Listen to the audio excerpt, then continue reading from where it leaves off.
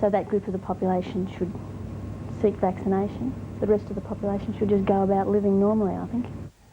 After this break, Victoria wins a $200 million contract to supply trams to Hong Kong. And from overseas, the international hot air ballooning titles.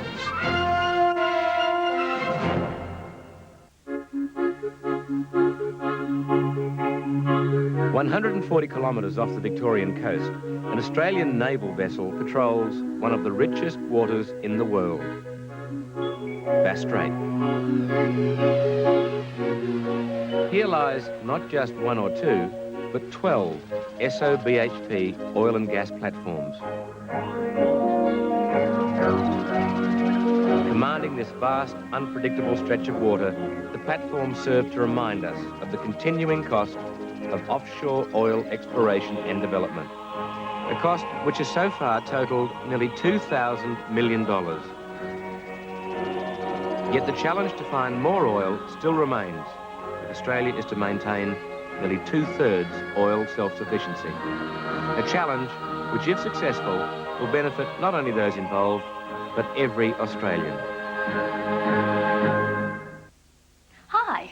You know, once I'd never have used a laundry liquid. I liked them. I just thought they were too expensive. That was before I discovered Surf liquid. Surf costs heaps less than you'd think, works in hot or cold water, and gives you fantastic results.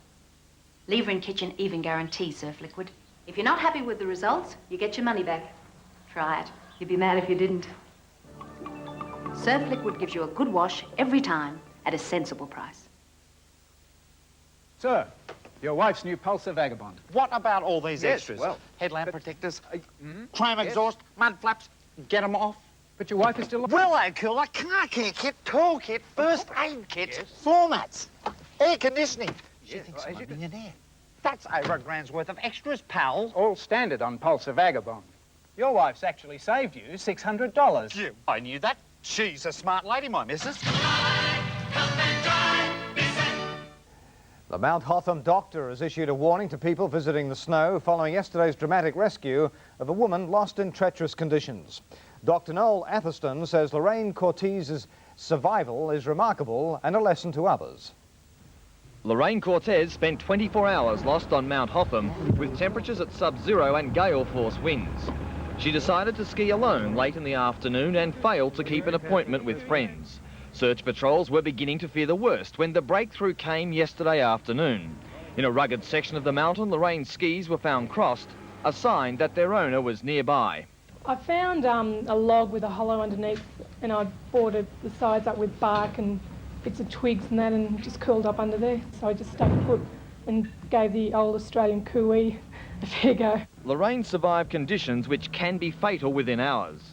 One of the main medical problems at the mountain is hypothermia, which occurs when body temperature is lowered, usually by winds.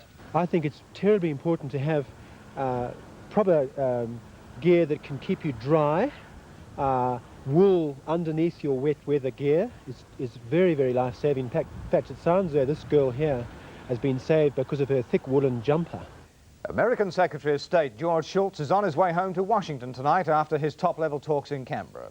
Mr. Shultz left behind a clear warning that the United States might scrap the ANZUS treaty if New Zealand passes new laws entrenching its anti-nuclear policies.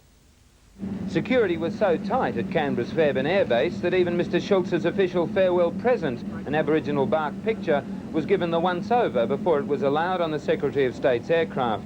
And Foreign Minister Bill Hayden seemed dressed to match the mood in what looked like a security-issue trench coat. But all went smoothly, as it has throughout Mr. Schultz's visit, a visit that has seen a much clearer definition of the so-called New Zealand problem. At the news conference after their talks, both men stressed that the ANZUS door remained wide open to New Zealand, but there could be no compromise on the question of ship visits, which was essential for an effective treaty. Then the warning from Mr. Schultz that ANZUS door might not stay open if New Zealand entrenched its anti-nuclear stand in legislation. It is a formal step that is a unilateral statutory change in the ANZUS treaty. Obviously, we'll have to consider it as such. Mr. Schultz said America did not want to dissolve the ANZUS treaty.